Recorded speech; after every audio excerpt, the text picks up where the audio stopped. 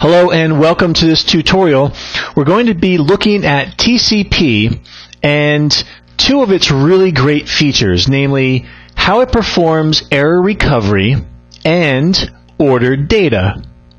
So with error recovery, if any data is lost in transmission over a network, TCP will go about making sure that data is resent and it guarantees delivery. So this is how TCP is a reliable protocol, because it makes sure that the data is delivered. This other feature, ordered data, is very important because over an IP network, packets can take different routes. There can be delay, and even though you may send data in a specific sequence, it may arrive out of order at the destination. So we're going to go ahead and take a look at how TCP will make sure that the data remains ordered even if it arrives out of order. Okay, so our agenda, we'll take a look at how TCP performs error recovery, and then we'll take a look and see how TCP maintains ordered data. Now, to best understand how TCP performs error recovery, first let's take a quick look at a normal data transmission where no data is lost. So we'll start with PC1 sending a data segment to PC2. And then it continues. It sends data segment number 2. Now, at some point, PC2 has to send an acknowledgement back to PC1, letting it know it received this data. Otherwise, PC1 would have no idea.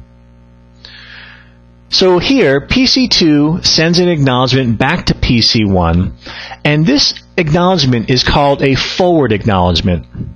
The reason why it's doing that, or the reason why it's called a forward acknowledgement, is because we have data segment 1 and we have data segment 2. In PC2's acknowledgement, it is stating data segment number 3. What that means is it's telling PC1 that it is expecting the next data segment to be data segment number 3. Now, this implies that it received both data segment 1 and 2. So when PC1 receives this, it says, oh, okay, PC2 is ready for number 3, which has to mean it received 1 and 2. After it receives this acknowledgement, PC1 will then continue, and it'll next send data segment number 3.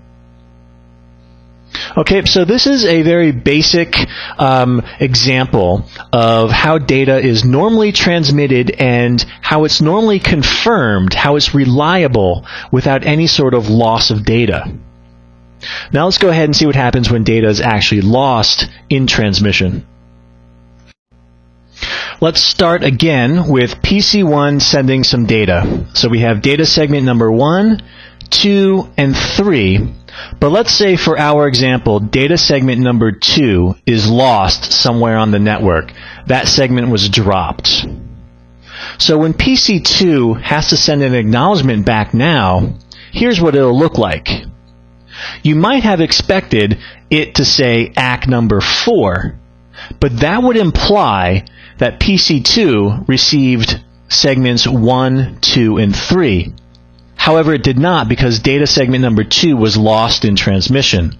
So we cannot send back with a forward acknowledgement indicating we're ready for number 4 because we're missing 2. That's why PC2 here sends an acknowledgement back with a forward-looking statement of data segment number 2. When PC1 receives this, it says, okay, well, I know I sent number 2, but PC2 must not have received it. So then PC1 goes ahead and sends data segment number 2 again.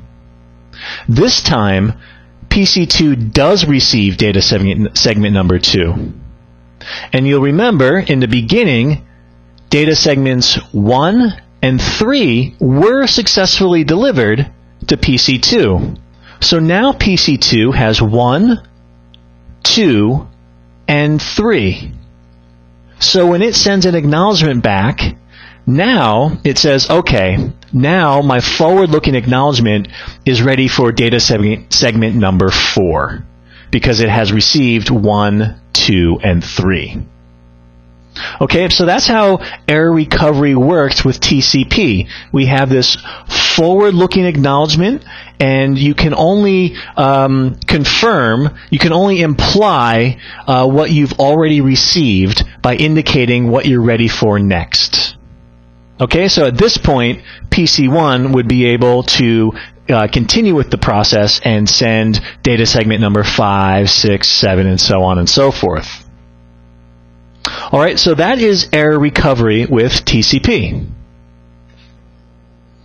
To illustrate how TCP will confirm the order of data, let's take a look at PC1 and PC2.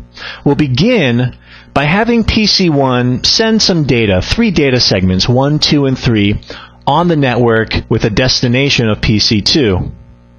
However, for whatever reason, when PC2 receives those 3 segments, it receives data segment number 2 first, then data segment number 1, and then finally data segment number 3.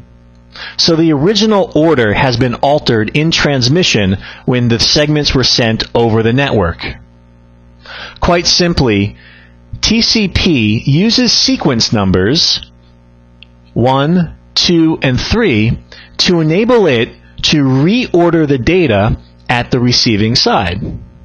So here, TCP at PC2 would go ahead and reorder these. It would put number 1 first, number 2, and then number 3. That way, the application that receives this data is receiving it in the order as intended by the source, PC1. Okay, so we looked at how sequence numbers and acknowledgements are used in error recovery by TCP. Here, we're using the sequence numbers in order to maintain the order of the data. Okay, let's summarize what we covered. We now know that error recovery uses sequence numbers and acknowledgements to indicate what data has been received and what, if any, needs to be retransmitted.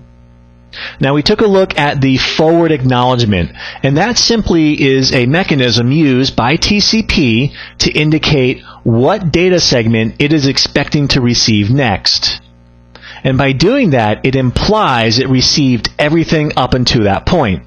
So when the sender receives an acknowledgement, a forward acknowledgement, it knows what it has to send next, and it knows by doing that what the destination has received. Okay, so that's error recovery. And in terms of ensuring ordered data, we now know that TCP uses the sequence numbers of the data segments in order to reorder any data that has arrived out of order. So that way, the application at the destination is getting the data in the order that the sender intended it to be received. All right, so that's it. That is TCP and how it performs error recovery and it ensures ordered data. Thanks for watching.